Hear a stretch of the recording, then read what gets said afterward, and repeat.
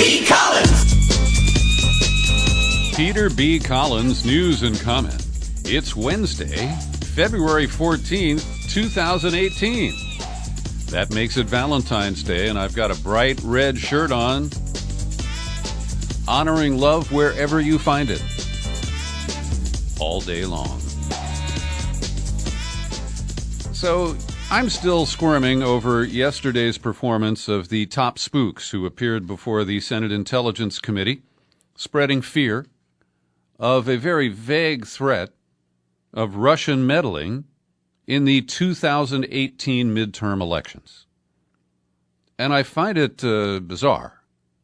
I was going to say ironic, but it's not ironic. It's just bizarre that the Trump appointees who replaced the lying sacks of shit that Obama had in place, James Clapper, the Director of National Intelligence, and John Brennan at the CIA in particular, that their successors went to the Hill yesterday pushing a refined version of the evidence-free narrative that Russia meddled in the 2016 presidential election in favor of Trump. And the receptive members of Congress, the Democrats who have promoted this so heavily, including Senator Mark Warner of Virginia, ranking Democrat on the Senate Intelligence Committee, they accepted these carefully crafted statements by people who were paid to lie and paid to run covert operations, the spooks. And here's a quote from Dan Coats, former Indiana senator, the successor to Clapper. "We expect Russia to continue using propaganda, social media, false flag personas, sympathetic spokespeople, and other means of influence to try to exacerbate social and political fissures in the United States." No mention of, Russian hacking of the Democratic National Committee, Russian collusion with WikiLeaks, Russian collusion with the Trump campaign. But it's the same fear-mongering. Based on what? That some bots were promoting the release the memo hashtag? And so much of this is so murky, based on anonymous sources, based on calculated leaks. And all of this creates this illusion that Russia is trying every which way to destroy American culture and what remains of the so-called democracy here. And none of these people point out the domestic actors, members of both parties, but it's worse in the Republican sector, in my opinion. But people who manipulate elections by lying, by accepting money from special interests who pay for dark money super PACs that will attack an opponent, the subversion of the election process through gerrymandering, we'll get to that in a bit, but also through voter suppression schemes of many varieties. None of that gets called into question. None of America's very aggressive, offensive cyber warfare even draws a mention or a reference. And so I find this to be a really strange circus. And here's another quote from Coates using this kind of vague language. "There should be no doubt that Russia perceives its past efforts as successful and views the 2018 U.S. midterm elections as a potential target for Russian influence operations." And there's more and more evidence to show that it was profiteering by social media sites like YouTube and Facebook, where they said, look, you want to put up something that's sensational, that isn't true, that will aggravate your opposition? Go ahead. It means people spend more time with their eyeballs on our sites, and that jacks up the revenue that we can collect from sponsors, advertisers. It also allows us to collect even more data on these people. And we don't hear much concern about domestic actors who are part and parcel of the manipulation of the American electoral process. Then we get into the media malpractice that I've talked about so many times before, the billions in free coverage that Trump got, the lack of any realistic effort to hold him to the truth during that campaign. And so as I look at this, I just see a bizarre charade that is underway. Both parties are complicit. They're exploiting it as far as they can. Here's another vague quote from Coates. Throughout the entire community, we have not seen any evidence of any significant change from last year. Except when the issue is, well, did Russia actually hack into any state election systems? They trot out Jeanette Manfra, chief cybersecurity official at the Department of Homeland Security. While scanning and probing of networks happens across the Internet every day, we have not seen specific or credible evidence of Russian attempts to infiltrate state election infrastructure like we saw in 2016. And what is that a reference to? That one or possibly two states, likely Illinois and Arizona, had some sort of minor intrusions, but they all hastened to tell us that nothing changed. It didn't affect the vote count. But did it affect registration? That's one of the accusations in Arizona, where people showed up at the polls and their registration had been changed, either the party label or other information, that caused the poll worker to say, well, you can't vote. We don't know how many people that may have affected, what the parameters were. Were they all Democrats? Were they all Republicans? This is still shrouded in secrecy. But they don't have any concern about Americans who may have successfully hacked into American voting systems in 2016 or before. How about 2004 in Ohio, for starters? The Republican scheme that stole that election from John Kerry. Remember Mike Connell, his plane crashed? Mysteriously, he died. He was the one who ran the secret server in Knoxville that counted the vote in Ohio and delivered it for Bush. Nobody's interested in that because we've got Russians. And, of course, they're scary.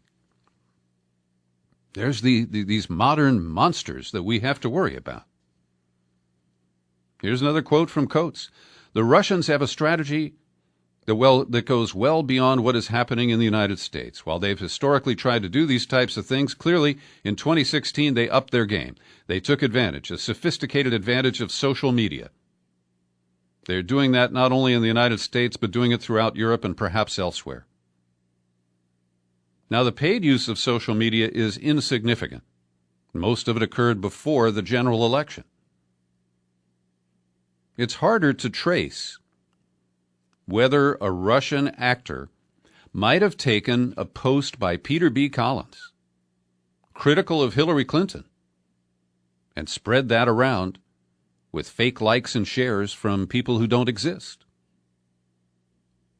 That is possible. But how does that apply to the midterm elections? There are 435 members of the House running. A third of the Senate is up for re-election. And you're telling me that the Russians can target their influence to particular states and even down to the level of a congressional district? This is incoherent pap. And the media passes it along stenographically, without critical thinking, without putting it in any real context, and without admitting what has really been going on. Now they're going to throw some money at some new voting machines. The new machines will require a paper trail. That is a good development. But for God's sake, it's so easy to print paper ballots, to count them at the precinct level, count them again at the county level, audit them as needed.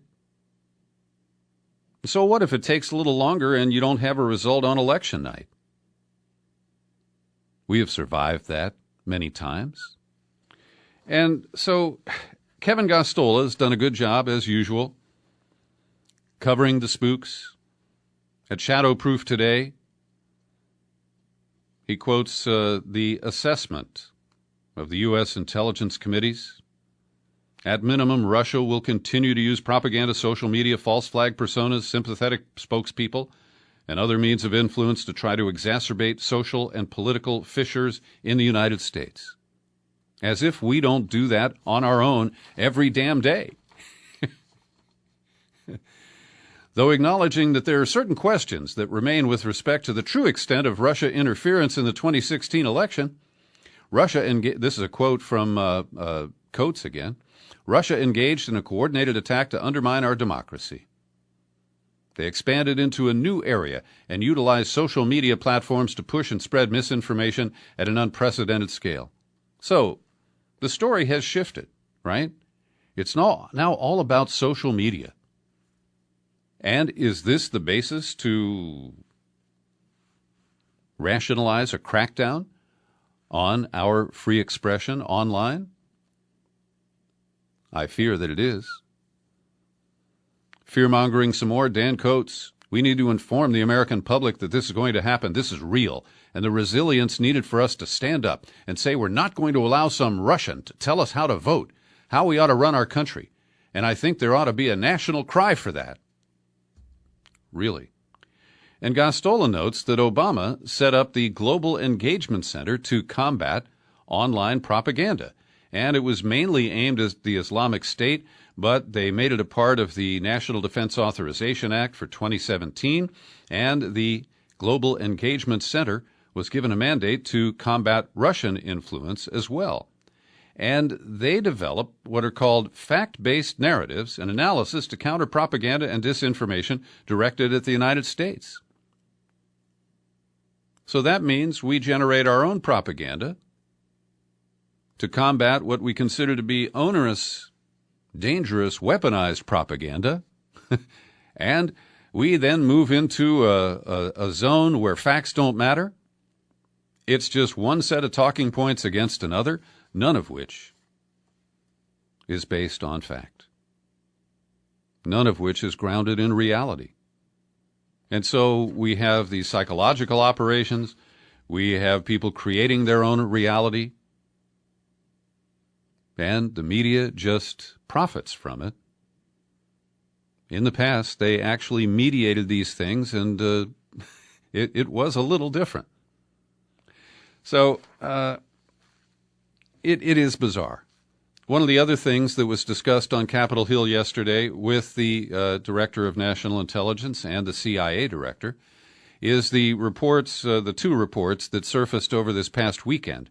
One in the New York Times, byline Matthew Rosenberg, the other at The Intercept, byline James Risen, of course formerly of the New York Times.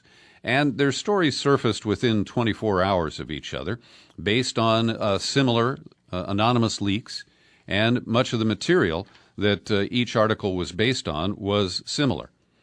And what they argue is that the CIA, in a risky effort to try to recover the cyber weapons that were stolen from the NSA and were being marketed by the so-called shadow brokers, they got duped into a long-running scheme with a Russian and an American intermediary, and the reports indicate that the CIA paid $100,000 out of an expected $1 million to try to recover the cyber tools, but all they got was dirt on Donald Trump.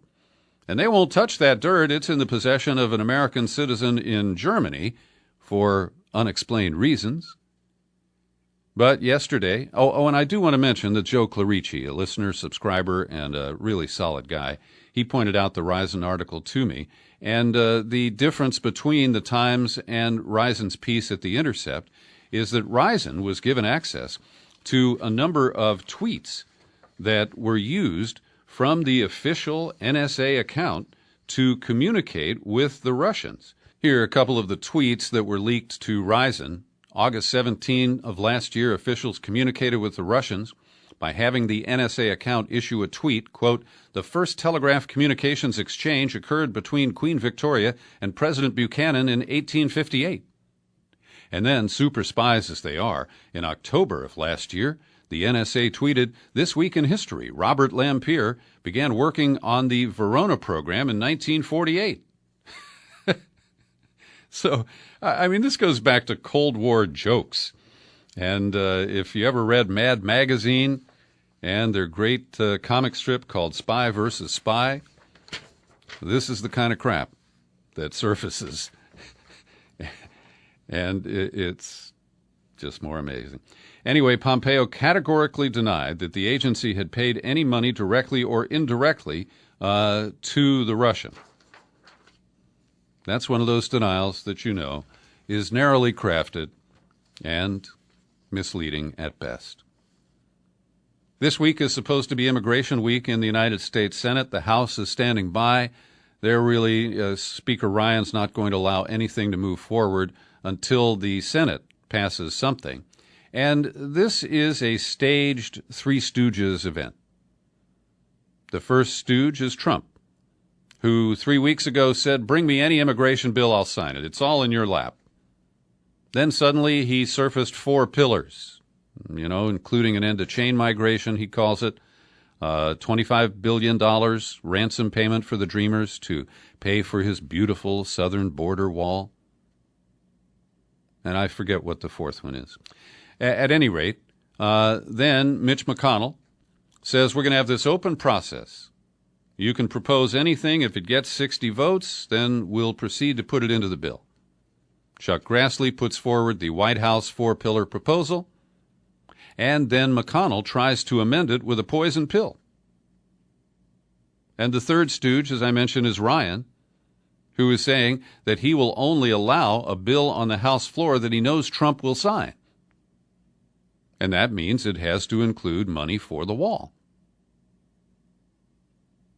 And then Mitch McConnell threw a monkey wrench into the whole process yesterday, intentionally inserting a poison pill.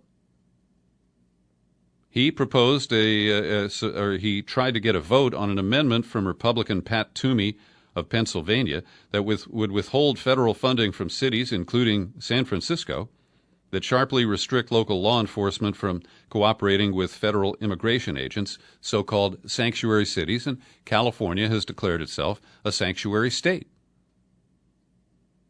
McConnell knows exactly what he's doing. He knows that Democrats will never vote for that. And so he's wasting time, claiming that he will only allow this to go on through Friday, and then it's over. And I think that this is an ugly charade that will end up leaving the Dreamers held hostage. And while the courts have put the change in the DACA program on hold, that could shift at any moment if the Supreme Court takes up these issues. We'll get to those appeals in just a moment. But I want to tell you about a case recently where an undocumented man who's been in the United States, a Honduras native, he's been in the U.S. for 14 years and lives in Tukwila, Washington State. I don't know if I'm pronouncing that Native American name properly. But Wilson Macareno, a father of 3, called 911 because there was a prowler on his property, a suspicious person. So the cops came, and they took Macareno into custody. They thought there was an ICE criminal warrant for his name, but they were mistaken.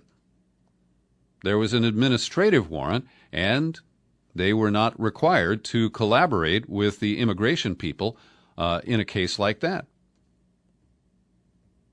And to add insult to this injury, the trespasser was set free.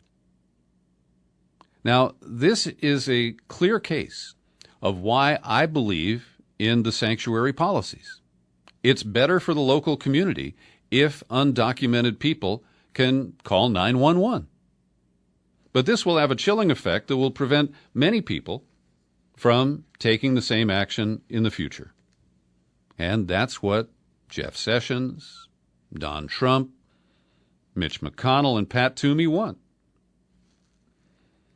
And what is curious is that yesterday, a second federal judge issued a ruling basically blocking the Trump administration from ending the Deferred Action for Childhood Arrivals program.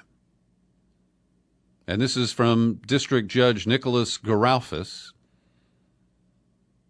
This ruling orders the administration to process renewal applications from existing DACA recipients stopped short of ordering the administration to accept new applications and says that this was arbitrary and capricious. Oh, I'm sorry, that's the language of the previous judge who blocked the ending of the DACA program. Here in San Francisco, Judge William Alsop. So Geralfus wrote in his order that the administration's decision appeared to be based on the erroneous conclusion by Jeff Sessions that the program was unconstitutional and in violation of other federal laws.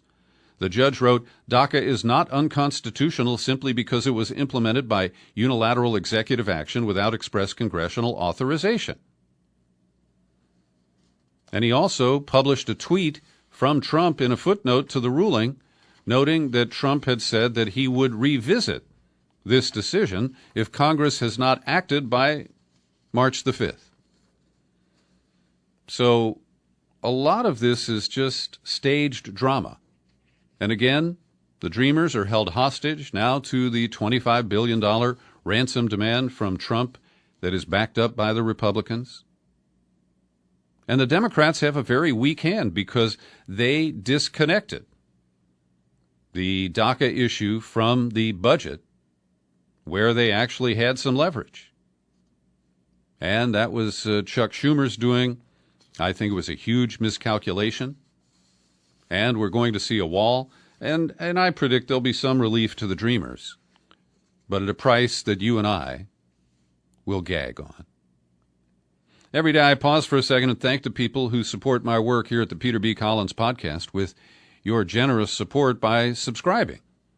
People like Jerry White, Kevin Beckley, Pauline Nixon, and a few annual subscribers. I think I've mentioned some of you recently. Jens Ivan Nielsen, he's in Denmark. John Ross and Terry Paris, longtime supporters of this podcast. And I mention their names hoping that you'd like to hear your name mentioned here. And all you have to do is visit peterbcollins.com, click on the menu button, pull it down, click on the tab that says Become a Subscriber. You land on the sign-up page, and you can choose $5, $10, $20 a month. Our $50 annual can earn you a bonus book. They're depicted on the sign-up page there. So go for it. And you can be my Valentine if you do it today. Let them eat snake. That's my paraphrase of the famous comment from Marie Antoinette about starving peasants in France. And the Trump administration issued its budget. As I've mentioned, it's a pretty meaningless document. It's not going to be put into effect, but it shows their intentions. And their intentions are really evil. Now, they want to cut the food stamp program, which is now called SNAP, Supplemental Nutrition Assistance Program. And there are 45 million American families that depend on this to make ends meet every month. And in order to cut $21 billion a year, they claim from the federal deficit, all right? Now, the deficit has been heavily increased by Republican actions, the tax cut and the budget bill. But now they're blaming poor people for the deficit and saying, we don't have any choice, but we've got to cut your food stamps. And so they have proposed an idea that has been rejected roundly, that part of the benefit would come not in a credit card, it's a debit card you can take to the grocery store, but they would deliver you a harvest box full of food pre-selected for nutritional value and economic benefit to American farmers. The cache of cheaper peanut butter, canned goods, pasta, cereal, shelf-stable milk, and other products would now be selected by the federal government, not the people who are actually eating it. Now, historically, the origins of the food stamp program were to help farmers and agribusiness in general, food processors. The idea was to sell off surplus cheese and other food products that, if put on the market, would drive down the price and either lower or eliminate profits for the people who produced or marketed that food product. That was the initial intention. That's why food stamps come out of the Agriculture Department. And this idea of shoving a harvest box full of pre-selected food on people is about as sensible as the way the state of Michigan decided to change the water supply for the people in Flint, Michigan. Either oblivious to or negligent of the toxic lead poisoning that would follow. And so this just shows what their real intentions are. The rich will get richer, and by golly, they're going to extract it from the poor. Trump's lawyer, as you may have heard, Michael Cohen, is now trying to clarify the payment to the porn star Stormy Daniels, real name Stephanie Clifford, $130,000 that he arranged through a series of companies that he thought would disguise the transaction, to pay her $130,000 to say nothing about her reported affair with Donald Trump. She had already blabbed to other media outlets, so this was kind of throwing good money after bad. But now Michael Cohen says he wants to be really clear, since he was sued over a potential campaign finance violation and paying this money to hush her up, that he did this out of his own pocket. He said, yeah, I paid her, and here's the statement. In a private transaction last year, 2016, I used my own personal funds to facilitate a payment of $130,000 to Stephanie Clifford. Neither the Trump Organization nor the Trump campaign was a party to the transaction with Ms. Clifford, and neither reimbursed me for the payment, either directly or indirectly. The payment to Ms. Clifford was lawful and not a campaign contribution or a campaign expenditure by anyone. Now, this reminds me of when John Edwards, the Democrat, ran for president in 2004, accepted the VP slot under Kerry, then was running again in 2008, and he was afraid that his mistress and filmmaker was going to blab about their affair. And so he found a rich lady, and I can't summon her name right now, but it's like Dolly, and she was the heir to a big fortune. And Edwards got her to write a big check and take care of this woman, and it worked up to a point. And so it appears that Michael Cohen was a little savvier than John Edwards and is trying to build a paper trail to prevent any further allegations. But his denial, like the ones we heard from the spooks on the Hill, is carefully crafted. The obvious question that one walks away with is, well, did Trump pay for it? Did Trump Jr. pay Cohen for it? Was it buried in a bill for the Mar-a-Lago or the Washington Trump Hotel? And in a Facebook post last night, a friend commented on this, and I said, WWRCD. And that stands for What Would Roy Cohn Do? And Roy Cohn was the nasty lawyer in New York, represented a lot of mobsters, became close to Trump, kind of a mentor to him. And I see Cohen as kind of the successor to Cohn. Bottom line here is that Cohen, in trying to wriggle out of the implications of the payment, is essentially confirming the affair, despite the unbelievable denials from Trump himself. One of the targets of Trump has been Senator Elizabeth Warren of Massachusetts. He loves to call her Pocahontas. And there's a whole controversy over whether or not she got promotions in academia because she had checked a box that she had some Native American heritage. It appears to amount to 1/32 of her bloodline. And I've never been concerned about this except in the ways it can be used against Senator Warren. And so yesterday, after really ducking the issue for a long, long time, she was at an event and she said, it was the National Congress of American Indians. She said, I've noticed every time my name comes up, Trump likes to talk about Pocahontas. So I figured, let's talk about Pocahontas. Not the fictional character most Americans know from the movies, but Pocahontas, the native woman who really lived. And she went on to highlight the fact-based story of Pocahontas, who is often portrayed as a beautiful woman who saved the life of John Smith, an English colonialist. In reality, Pocahontas was about 10 when Smith would have met her, and his story of their meeting has been widely debunked by historians. Pocahontas later married the English settler John Rolfe and died of disease later in London.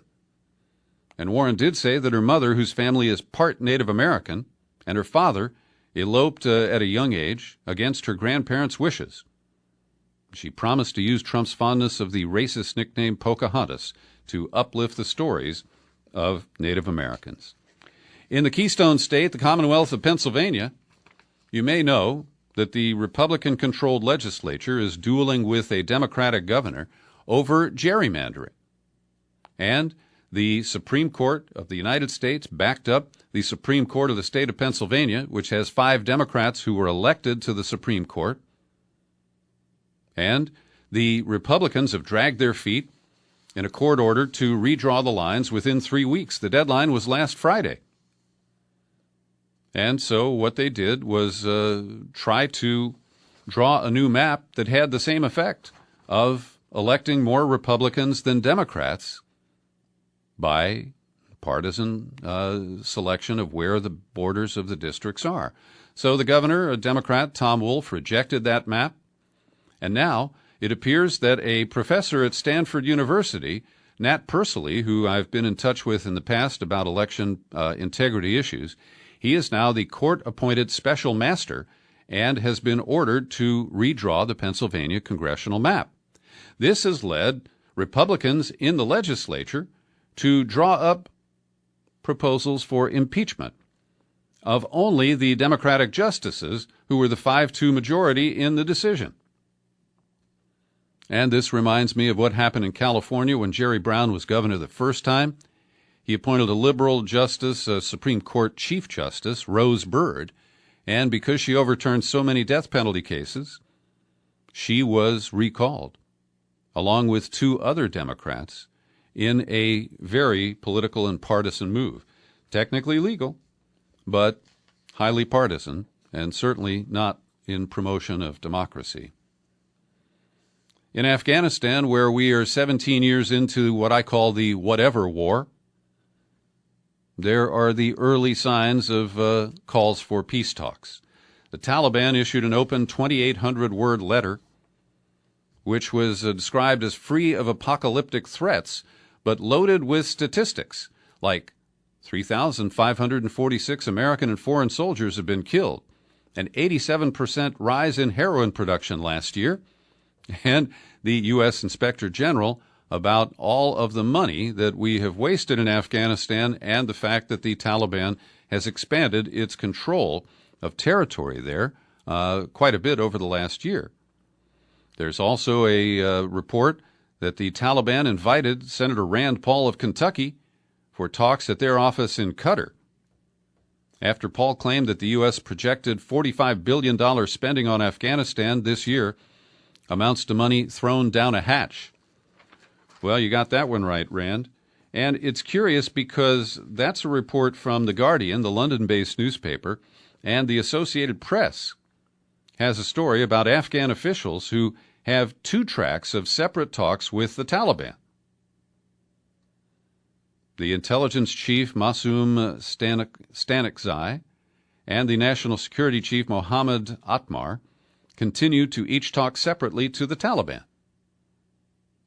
Well, I hope something comes of it because we're on a dead end there. It's not going to get any better.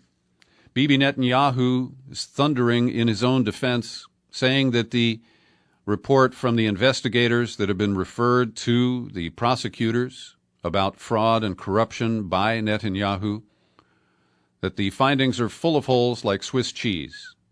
Yeah, right, Bibi. And he says that he's going to stay in his post. The last prime minister who was bounced was Ehud Olmert, who was indicted. I believe he did some hard time in jail and has since been released. And yesterday I shared with you a recommendation to listen to Max Blumenthal's new podcast. He co-hosts it with Ben Norton. It's called Moderate Rebels. And in the latest podcast that I linked to, and I'll do it again today, they reveal the corporate funders for the hipster alternative news outlet Vice. And The latest news about Vice is a series of lawsuits by current and former women employees who claim that they were largely underpaid in comparison to men who did the same work. One case involves a woman named Elizabeth Rose who worked in the L.A. office. She said that she hired an individual, a man, who was paid $25,000 more per year than she was. Then he was promoted to be her boss. And there are other cases that follow on the Me Too claims against the toxic testosterone environment in the Vice newsroom. And finally today, in the show file for the podcast, I've linked to an NBC report that was bundled into the Olympics coverage this past Sunday. And it profiles my friend Pete McCloskey, a guy who I deeply admire, moderate Republican, challenged Nixon in the 1968 primary over the Vietnam War. Later on, he came out of retirement to challenge Richard Pombo, a hard right-wing Republican congressman. And Pete didn't beat him outright, but he softened him up, and a Democrat beat Pombo in the fall. And Pete McCloskey's been outspoken about many wars, including his own involvement in the Korean War.